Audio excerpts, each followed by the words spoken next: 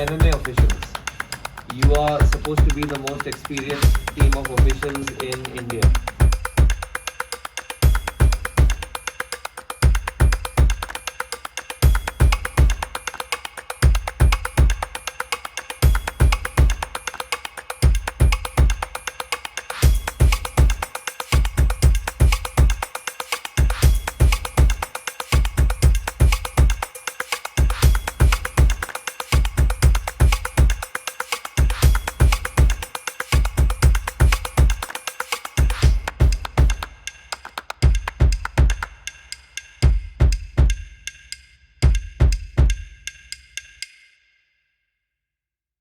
Whether they admit it or not, the world is watching.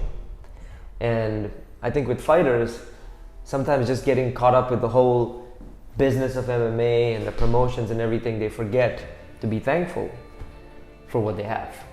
I think a lot of that too is losing touch with being a martial artist. Because as a martial artist, we learn our origin and our origin story. And it starts with people like yourself and Coach Allen, who have been through the ringer. And then come along to change things for the better, so that fighters nowadays didn't have to go through the same things that you guys went through. And as a martial artist, we have to know our base and where we come from. And I think some fighters nowadays just look at it, like you said, as a business. Yeah. But whether I fought or not, I've always been a martial artist at heart, if that makes any sense. Yeah. I don't know.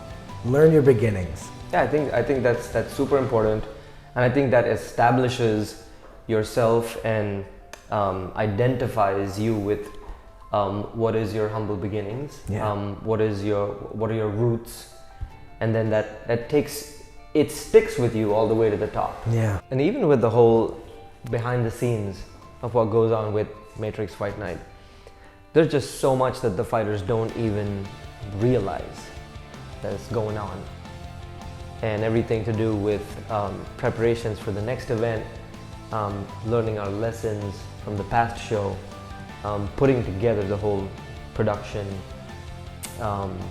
rules and regulations.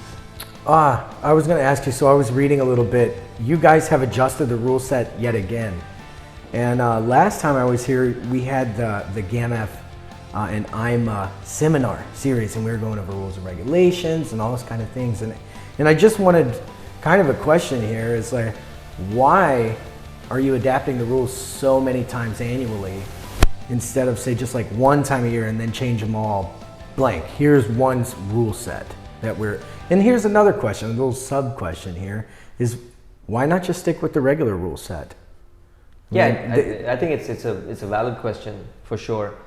And I think the easiest way to answer that is that we're adapting and evolving the way the sport is evolving. Look at a fighter 10 years ago and compare him with the fighter today. They're worlds apart. Yeah. The styles and the way people have adapted on how to mix and match different fighting styles to make a mixed martial artist. You know, back in the day, a perfect mixed martial artist was a Gracie Jiu-Jitsu fighter. Yeah. Today, even the Jiu-Jitsu guys have to learn how to strike if they need to be a complete martial artist. And so, it makes perfect sense for the rule set to adapt. We're not changing rules in a sense, but we're just making tweaks to make a little more sense. I always watch the current MMA and what's going on in the world, and it was so sad to watch the whole, and you know the MMA world can be pretty brutal. It can be. And you know the whole MMA world will zoom in on a one referee because of a early stoppage or a late stoppage. Sure. But what's being done to fix that, John? Yeah, nothing. You know, we just come back and then everybody just starts to, you know, just zero in on that one referee. Oh, you know, if he's coming back, he's going to stop fights early.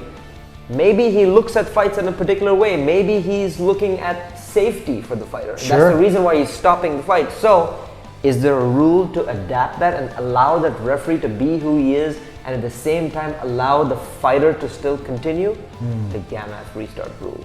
And I think that's a great rule. So that's what we do. What we're trying to do is we're trying to make adaptations to make more sense of the sport at large.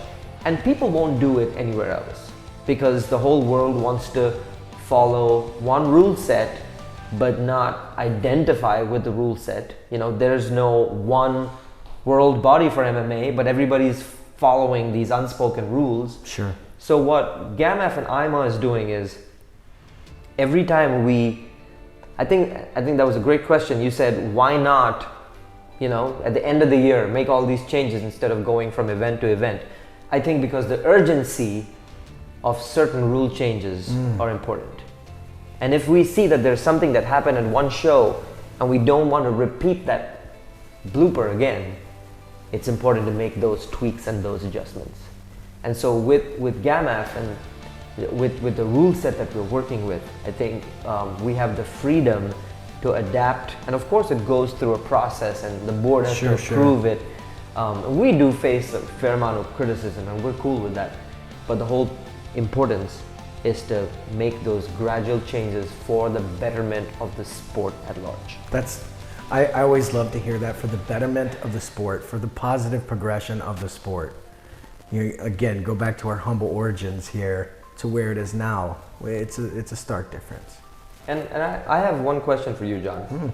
I know that you're a hermit, a sage, a monk in the striking martial arts. Monk. And I know that you have dedicated your life, My whole life. to the martial arts, and I'm blessed to know you and to call you my brother.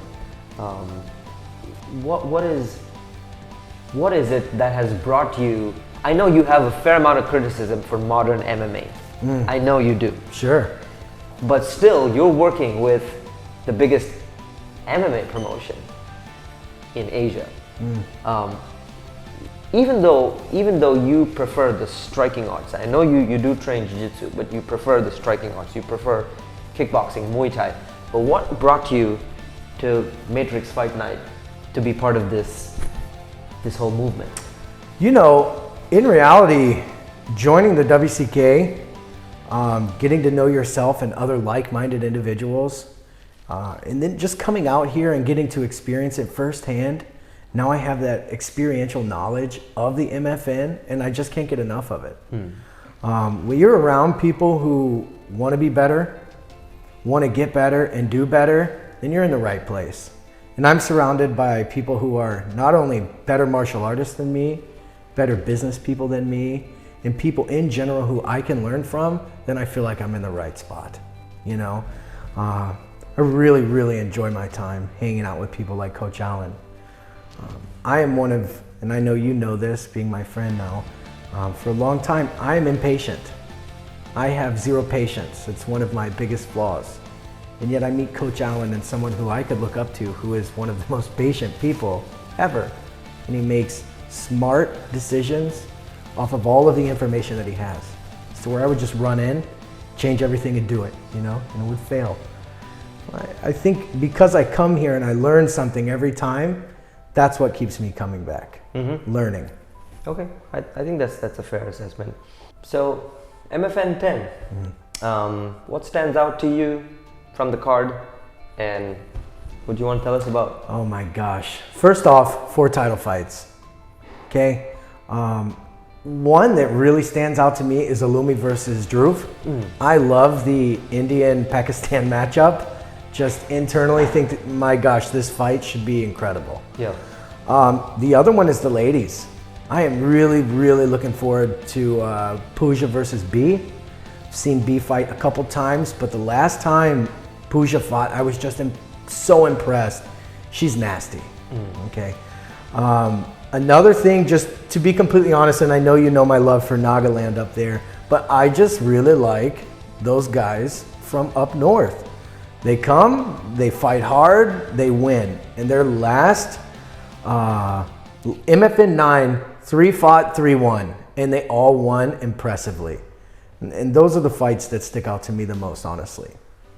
And I think with each show, the the fighters, their hunger for the win seems to be getting even more and more enthusiastic. The passion to win seems to be bigger, stronger. The desire seems more.